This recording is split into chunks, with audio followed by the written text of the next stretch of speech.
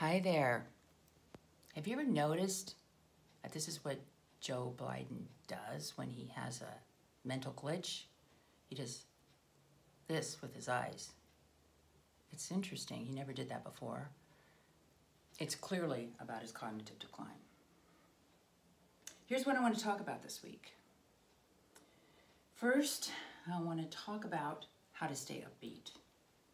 Now, I choose these topics a lot because this is therapy for me.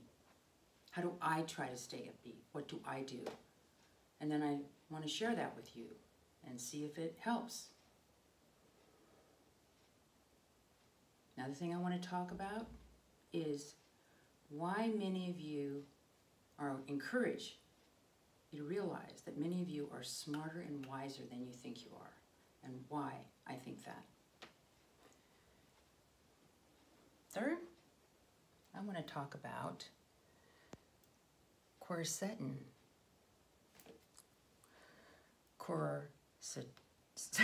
How do you pronounce it? Quercetin? Anyway, I read up on it. Amazing.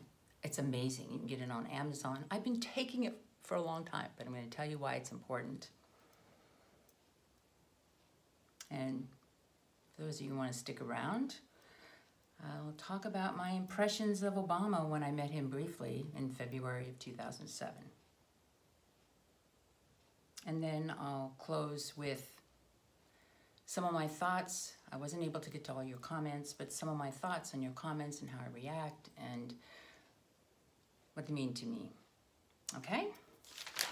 So here we go. Let's start with how to stay upbeat. First of all, I have decided that I'm going to choose to believe that Donald Trump will be reelected in November. I mean, why? I'm going to do everything I can to make sure he gets reelected.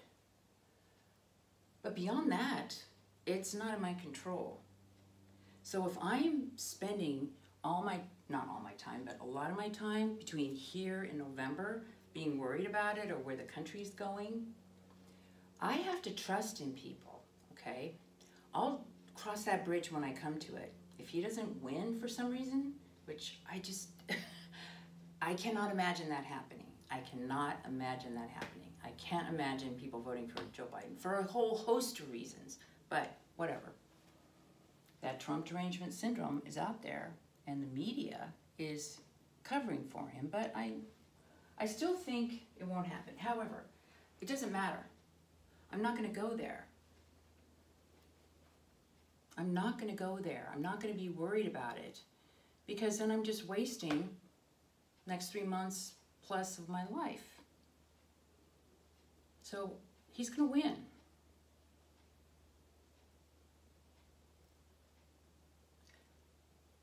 I mean, this goes for anything in your life, anything. If you live a long time, everybody you love, they're going to die someday. Are you going to think about that all the time? No, enjoy the time that you have now. The truth is, I could have a much easier life if I didn't have any interest in politics. Because I've basically achieved all the things I want to do. And I'm in good health for my age, and so I'm in good health. I feel comfortable in my body. I feel healthy. I have done well with my finances. I'm educated. I'm not afraid. Well, all those kinds of things that make for a good life, I have it. But really what makes for a good life is what you have up here. And also, I want to be engaged. I want to be engaged. There's other things I want to do as well, but I want to be engaged. So I'm always going to be engaged in the political process or what's going on in our country. I was like that before, but on the other side. So this is important for me, and this is what I do. But I'm not going to be bothered about it. And one of the keys to that is recognizing that when something really bothers you, I mean, like you're really angry, the anger is about something else. Now, I'm not at all encouraging anybody to be passive. I mean, I love and admire these people, and I'm so glad they're out there that go and register people to vote, Republican. They do what they can do. They're fighting for this. And oh my gosh, we need these people. It's important. So that's wonderful.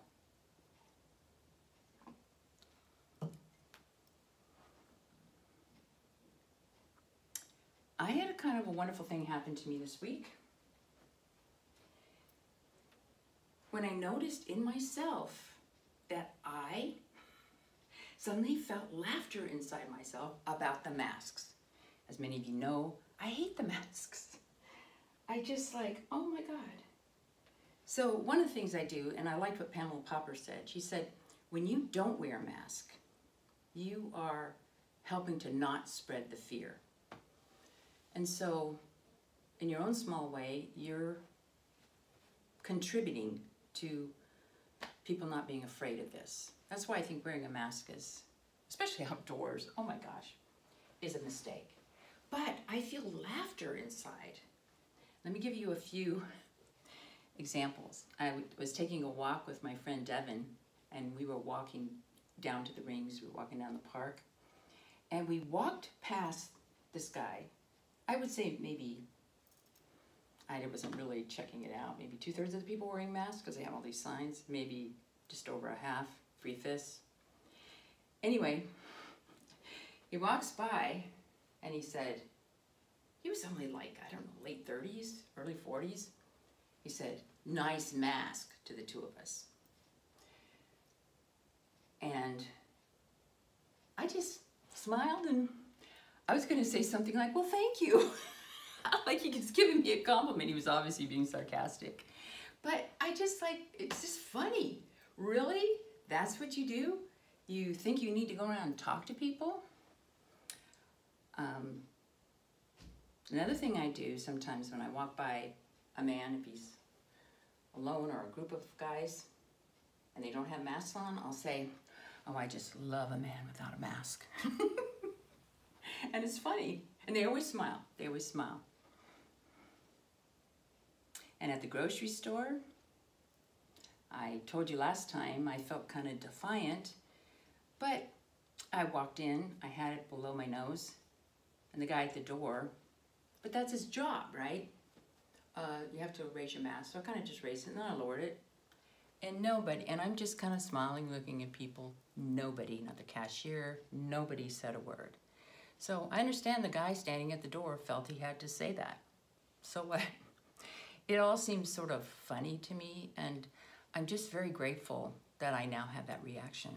Because what I have found is you can't make that happen. But when it does happen, it's wonderful. I'm still fighting against masks as much as I can. I think it's ridiculous because it spreads fear. But that's my job. My job is to not spread fear. But I also have to recognize that people will always have fear. They always have fear.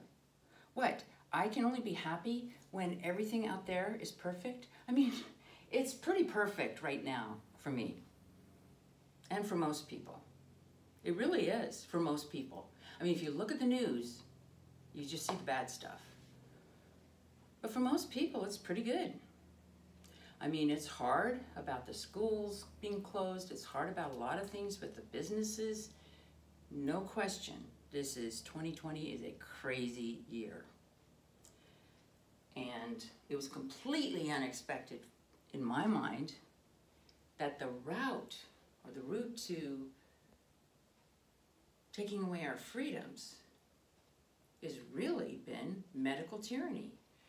If you spread fear, people will give up a lot without realizing it. But hopefully, you can't keep that fear up forever. I mean, I don't mean to go off on this tangent again, but it is just crazy. It is crazy. But then I'm listening to this book for like the 3rd time, Gilbert Welch, Less Medicine, More Health. But the horror stories of people with cancer screenings or you go to the doctor like for a checkup. Why would you go to the doctor for a checkup? Never go to the doctor for a checkup.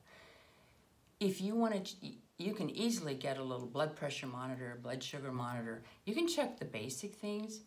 You can go get a blood test for certain things if you want to. I mean, I do it once a year with lifeextension.com. I go and get a extensive blood test because I take so many supplements and I want to make sure I'm not doing something wrong somewhere. But why would you go to a doctor to get a checkup? For example, even with cancer, I don't want to be screened for cancer. There's this idea out there, but I think it's kind of fading, that you want to catch things early. Well, the problem is a lot of these early cancers, and he explains that, never went anywhere. So what are you doing? You're focusing on what's wrong, and you're completely ignoring the fact that people need to feel healthy and hopeful. So yes, your body's going to age. Yes, things are going to happen. So my idea about medical care is, for the most part, there might be some exceptions here and there. Like if I had some kind of infection that I just could not control. Like a long time ago when I was younger, I had a kidney infection. Actually, I had one twice. Well, I needed to get that fixed. It's interesting. I used to have things like that. I never have those things anymore. But I would go to a doctor for that. But for the most part, as you get older and things start breaking down, if it's something that comes from me internally outward, like my cardiovascular system, I don't want to go to a doctor for that. Definitely if you get in an accident, I want to go to a doctor. They can fix that. Or if it's just something that it's small, a growth you want to get removed or whatever, little things like that. But this idea, I mean, there are statistics that hospital mistakes are something like 100,000 people a year. Now, obviously that's not happening now because people aren't doing it. People aren't getting their cancer screens. I say good for them. So anyway, a little bit off topic there.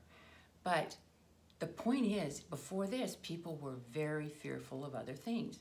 And now they're fearful. It's a media-driven, democratic-driven, pharmaceutical-driven fear.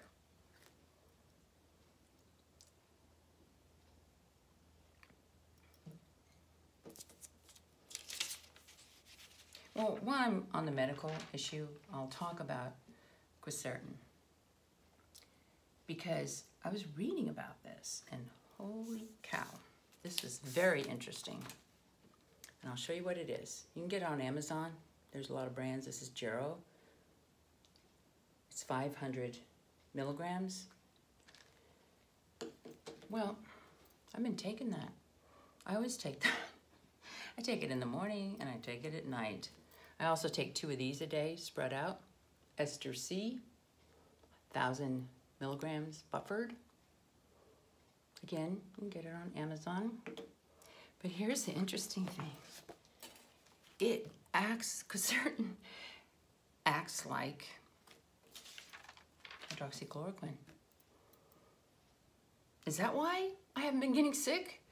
I thought it was the vitamin D, and maybe that is, because I do take 15,000 IU, international units of vitamin D every day. And my vitamin D levels are 84 nanograms per deciliter. So I have high vitamin D levels. So I thought that was it. But maybe it's a quercetin. Now, let me tell you why I was taking quercetin.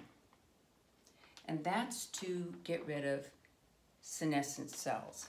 As you get older, you can get cells in your body. And I'll read you what the official definition is. Senescent cells no longer function optimally and secrete harmful compounds that damage healthy cells.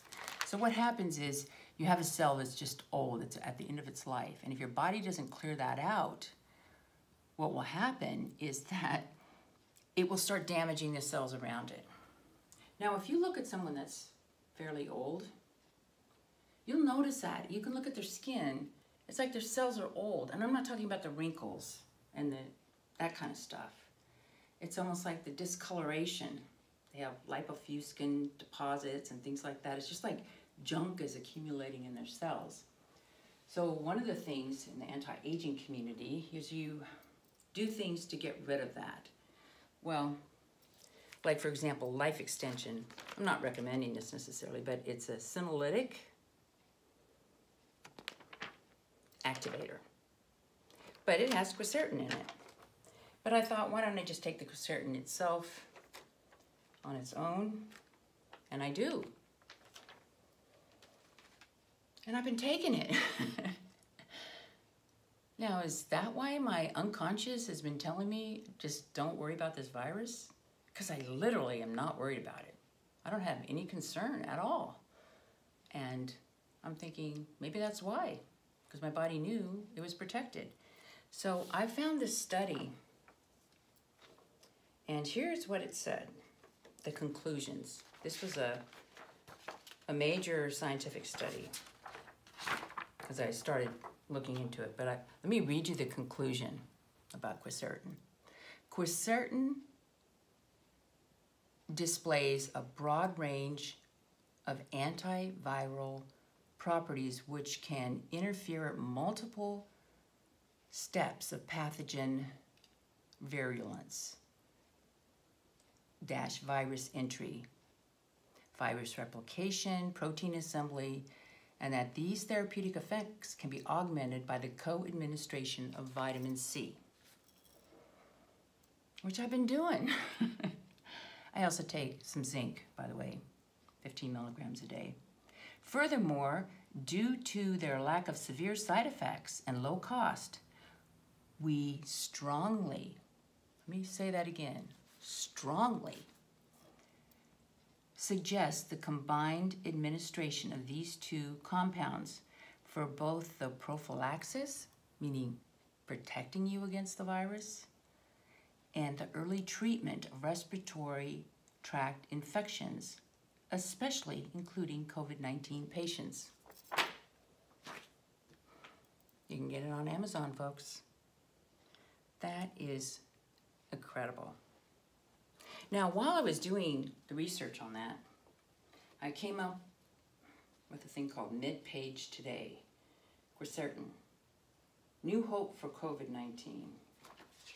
And they were like, yeah, but it could be like hydroxychloroquine, overhyped, maybe not. But I looked at the site of this med page. Oh my God, it was so political. It was so anti-Trump. It was so wrong. I looked at the headlines and I thought, what is going on here? This is supposed to be just like medical information, and it wasn't that at all. But it really drew you in, thinking it's like WebMD or something like that. And then it said you could get their newsletter for free, and they had these reporters. And I thought, what's happening here? I mean, because I just looked at the headlines of their other articles, and one of them is about something's wrong with Trump because remember how he's holding the cup and he's walking down a ramp. Well, we all know what happened there if you listen to his speech. I can't remember when he gave the speech, but I think it was during one of his during his rally in Tulsa. Yeah.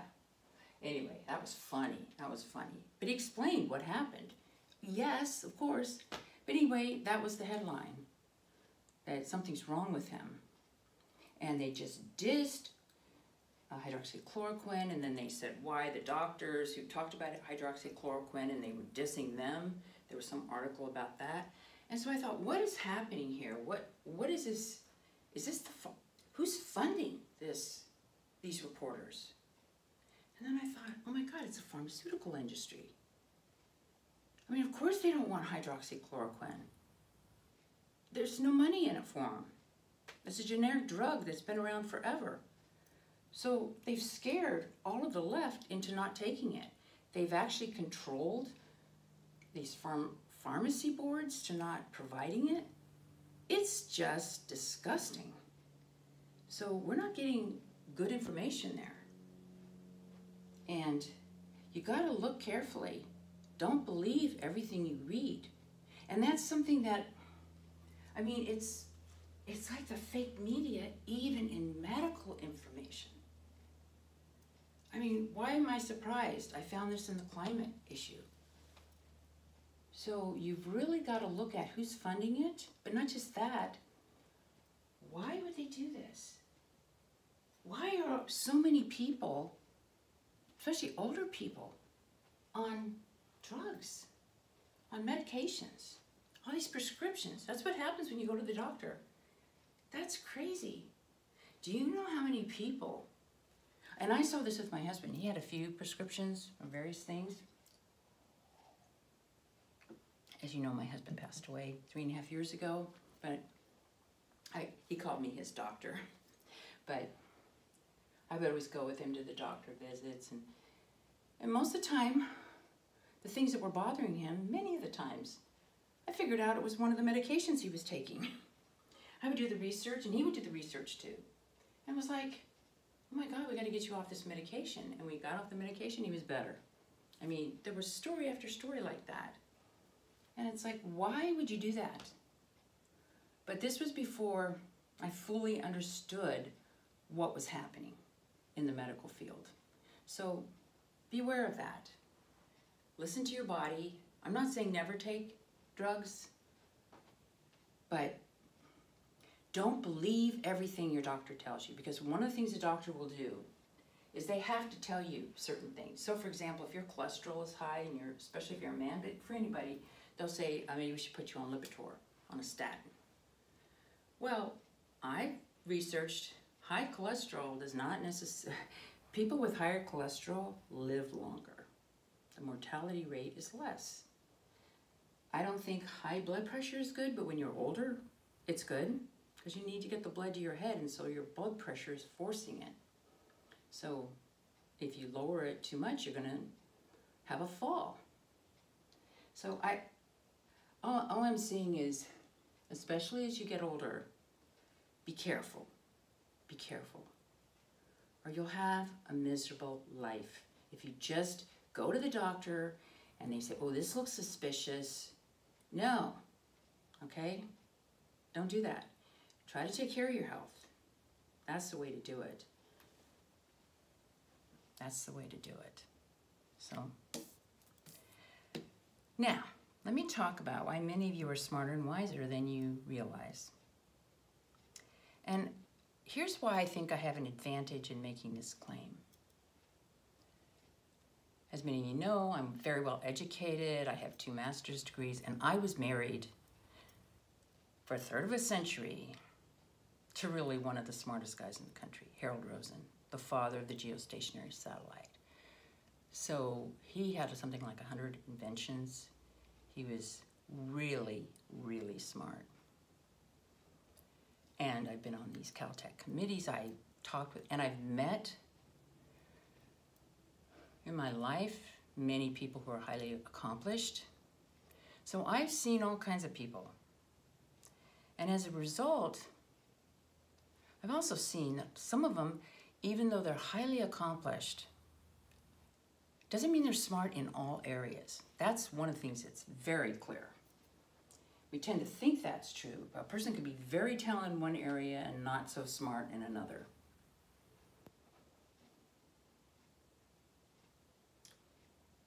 So yes, it's nice to know some facts, but if you just repeat a dogma, that's not a sign of intelligence.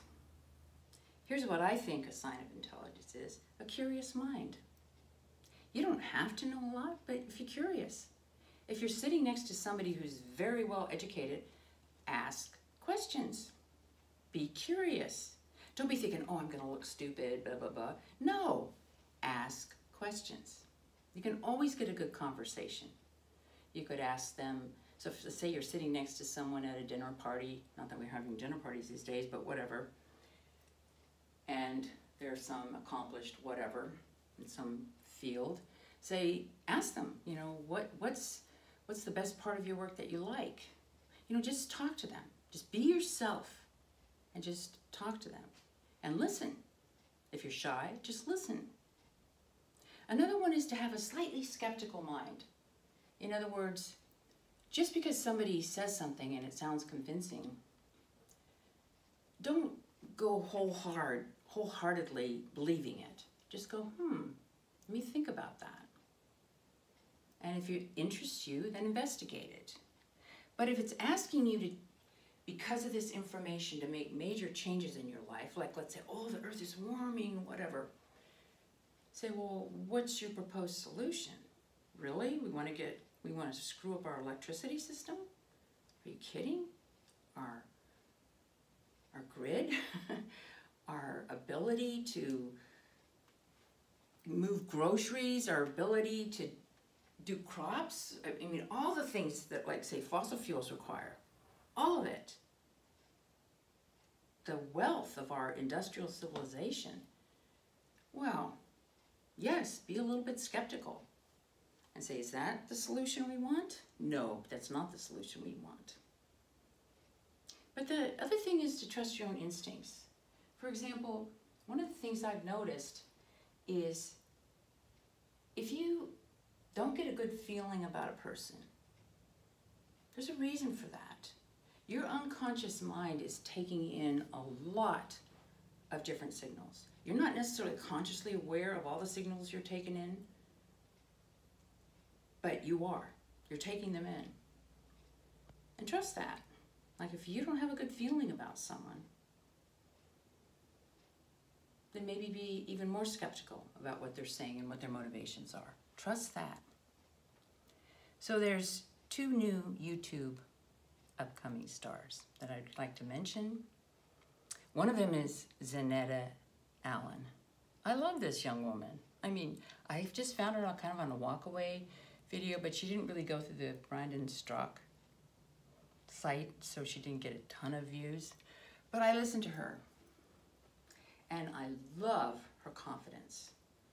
I love listening to her, and she doesn't feel like she has to know every fact. In fact, she's very cute. Like if she doesn't remember something, she'll just have this delightful laugh, like, well, whatever it's called, ha ha ha. And she's so adorable. She puts out a video almost every day on whatever, but she's not afraid to speak her truth. And I find just listening to her voice and looking at her face really makes me feel good. I know she's listening, Zaneta, and it's Zaneta Allen, and she is just someone I really like. And then another one who seems to be just getting started is Latino on the red side, and I know he also listens to my videos, but he's not afraid to just get out there and make a video. I think he has like something like 74 subscribers, but the point is, these people know what they believe. He's not afraid to tell people, I'm for Trump, and this is why. And to me, these two are both very young people. To me, that is the way to live your life. That's true intelligence. Those two could be next to anybody, no matter how elevated in stature, and hold their own. And so can you. Don't ever think that anyone is better than you are. But also that means you yourself are not better than someone else. You might be more talented in a particular area. You might have worked more on a particular area, but no one is better than you are. Nor are you better than anyone else. And it's just really that simple. So, another nice thing about making videos, and for those of you that feel so inclined, I encourage you to do it. You don't have to upload it to YouTube, but it's good practice to get your own thoughts in order. That's kind of one of the reasons why I like doing these videos. I'm doing it for myself, as well as if it benefits other people, that's wonderful. That's just icing on the cake, but it's really for me. It's really for me to think about what is it I believe, what is it I want to leave to the world. Not that I'm leaving.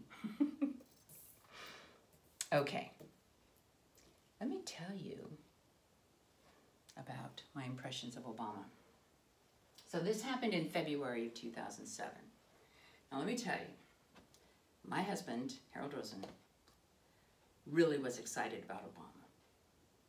At the time, I was a very strong Democrat and was a longtime feminist, which I don't like to call myself a feminist now because this third wave feminism is like yucky. It's gone way too far. However, the part where we had institutional sexism, just like in the 60s, we had institutional racism, which we do not have anymore.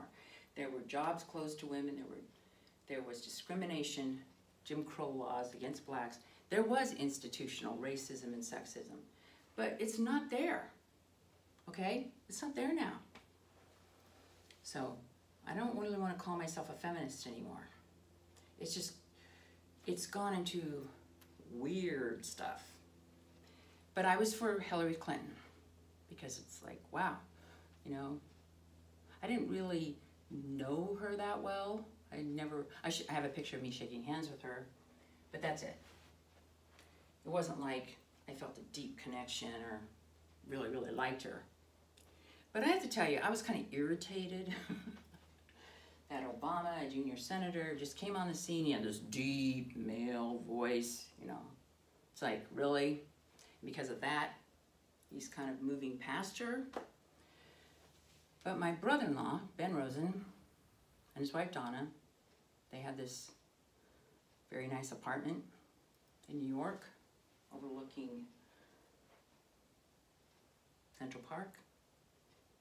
It was a Trump building, but not the Trump Tower that you see on the news. It was another Trump building. Anyway, they had a fundraiser for Barack Obama. So Harold and I flew to New York to see Ben and Donna and also to go to this fundraiser. And, you know, to go to the fundraiser, I think the maximum you could give at the time as an individual was $2,000 a person. So I remember, I actually felt kind of guilty because I supported Hillary Clinton. But on the flight over, I was getting the New Yorker at the time, which is a very well-written magazine, but oh, such a bad influence on me, that magazine, as I look back. Because I see that a lot of my viewpoints were shaped by what I read in that, and it was so wrong. It's just so terrible. That made me do the subject of a whole other video. But anyway, there was an article about Barack Obama. So I thought, well, I better know something about this guy, because we're going to meet him in this kind of relatively small apartment. So I read the article. Now, my short-term memory is pretty good if I read an article like that.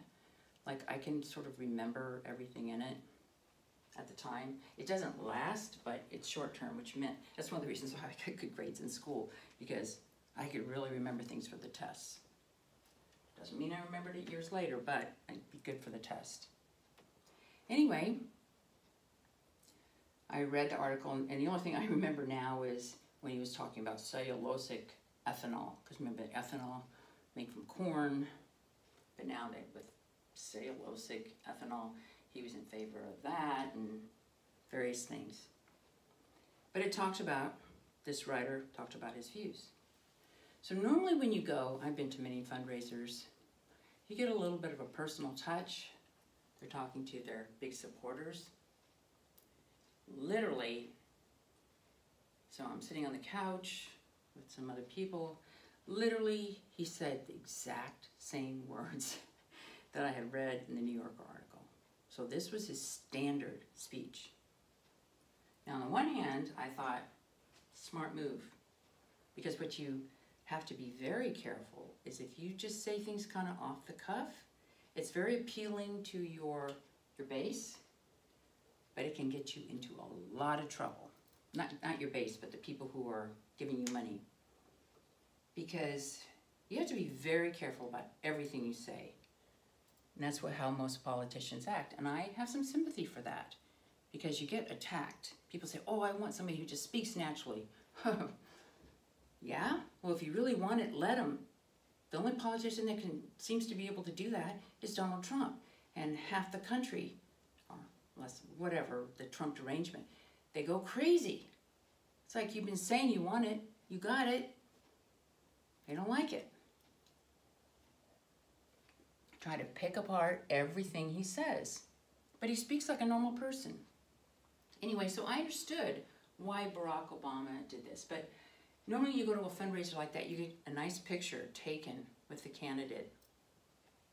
And you know, you can have this nice 8x10, something you can put up. So Harold was very excited to meet Barack Obama. So I'm sitting on the couch and I suddenly see that Harold is now talking to Barack Obama. So I thought, okay. So I got off the couch and I went and stood next to Harold. And one of the reasons I do that is I was always Harold's best PR agent, because Harold can't really brag about himself, but I can brag for him. So we were quite the team.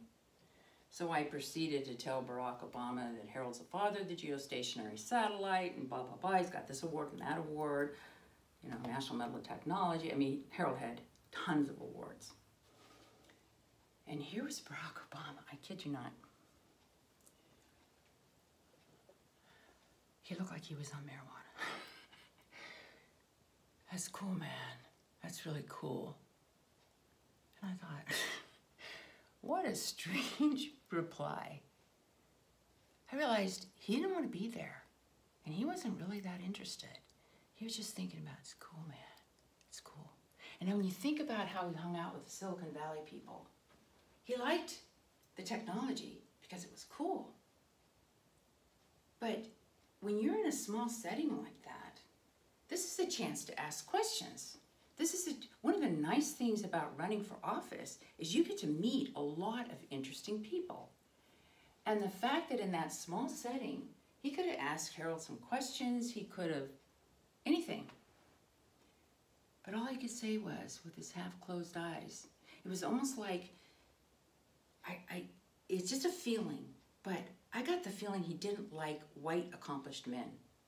That's my feeling. I don't know if that's true, but kind of, it's like I have to, because Ben also is very accomplished as a venture capitalist, as former chairman of the board of Compact, and Seven Rosen. I mean, he was like on the cover of Business Week. He was very well known. So it was like he recognized that he needed to be there, Barack Obama, but he didn't really want to be there. And anyway, so Harold had his picture with Barack Obama, and you can kind of see me in the background because I didn't want to take a picture. That was my experience with meeting Barack Obama. And I think my early instincts were right, because I so don't respect him now, even for a whole host of reasons. I voted for him twice. But that speech he gave at John Lewis's funeral, by the way, I also met John Lewis because he spoke at Caltech, and anyway, but that's another issue. I mean, that's not a big deal, but he was definitely old school. But that speech he gave at the funeral, that political speech, and talking about racism, kind of like Oprah Winfrey, instead of empowerment, instead of helping the Black community empower themselves and feel good, talking about like there's systemic racism in police, that's just so disgusting, so disgusting. And it's almost like the real character of these people. And then what's interesting to me is that I knew that back then. I picked up on it back then. So again, I need to trust myself. Okay, so let me close with another thing. I want to thank all of you who take the time to make the comments. I could not get to all of them. I read them all. And I sometimes just have to stay away. Because actually when I answer comments, I usually answer 3 or 4 at a time, if I can do that. Because while I'm doing that, as I've mentioned before, I'm like feeling a connection with that person. And it kind of takes a lot out of me. Also, it's sitting, and I really try not to sit. So I think, nope, I gotta get up, I gotta exercise. But I noticed, now this is up to me, okay? This is my doing. But some of the comments bothered me. And I got so many nice comments. So it's not the fault of the people making the comment. They think they're helping, but I learned something from that.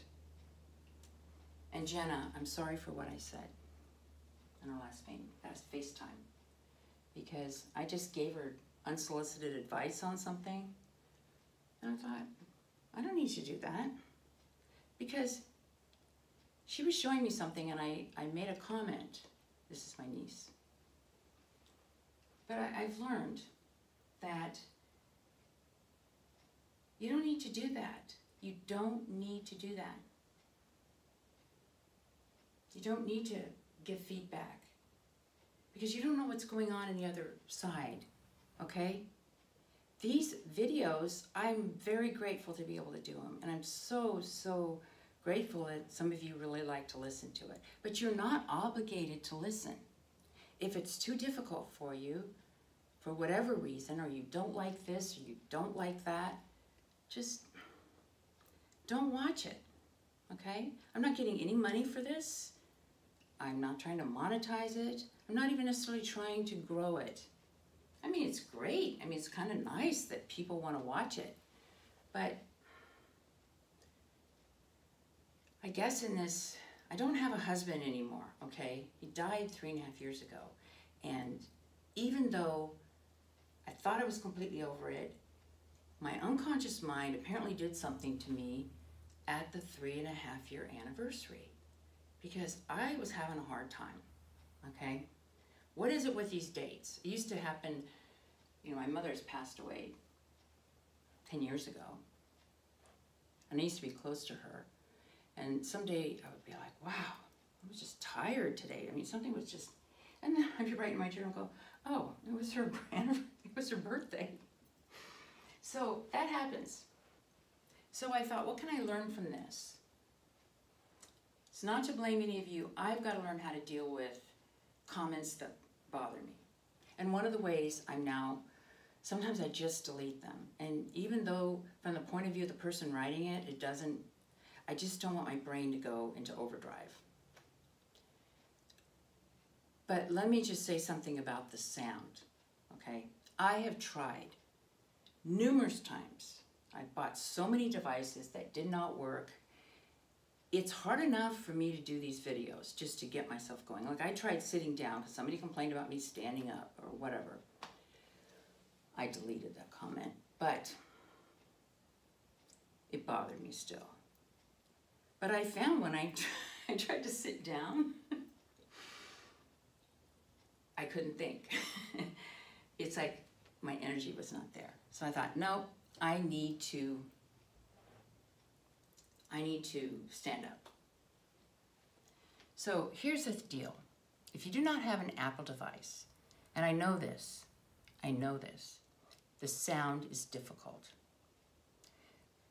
Because my stepson, Robert, who comes over every Friday, he has a Lenovo ThinkPad, and that's Windows-based. So we tried to listen to one of my videos on that, and I could hear that the sound was almost impossible to listen to. So I know a lot of you have that problem. It has to do with the fact that it's PC-based. So what he does now, he also has an iPhone, is he listens to me on the iPhone, and there's no problem. I mean, I have no problem listening to my video if I want to, because I have an iPad, my computer upstairs is an iMac, and I have my iPhone.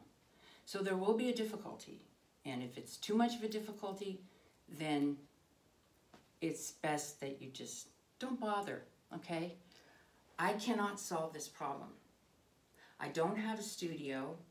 If I have to make this too complicated, trying to fix the light, it's hard enough for me to do this as it is. And I gotta do it in the way that works for me. So don't torture yourself. If it's too tough, don't watch, okay? And I've just decided that the only way I'm going to do it, I'm so tired of explaining this in comments. If you say something about the sound, I'm just not going to respond, okay? Because it's too hard for me. It's too hard.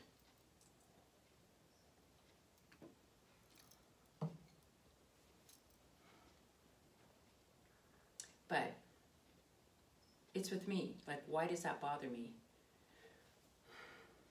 It's not a big deal. Well, it's not a normal life. Living alone and caring too much about what my audience thinks, that's kind of not healthy. So I just have to get away from it. I have to get away from it. And I also want to thank Lindsay. I was reading in my 2000, my niece Lindsay, I was reading in my 2006 journal. And there were two people in my life at that time that calmed me somehow, that I felt a clarity. It was Lindsay and Harold. Something inside me relaxed when I was around them. And Lindsay's always been that way for me. And yet I wrote at the time that we were very different because politically she was a conservative, I wasn't. But, oh my God, what a blessing she has been and is in my life. And Lindsay, I love you so much. And I also have Julie, she's so cute. I mean, she's younger, but she's a blessing. And I just have some wonderful people in my life. And Robert always makes me laugh. He just says things that make me laugh. He doesn't try to, but he makes me laugh. And he listens to all my ranting, and he kind of helps me get my thoughts together when he comes over. And I always have a good day with Robert. I really look forward to it.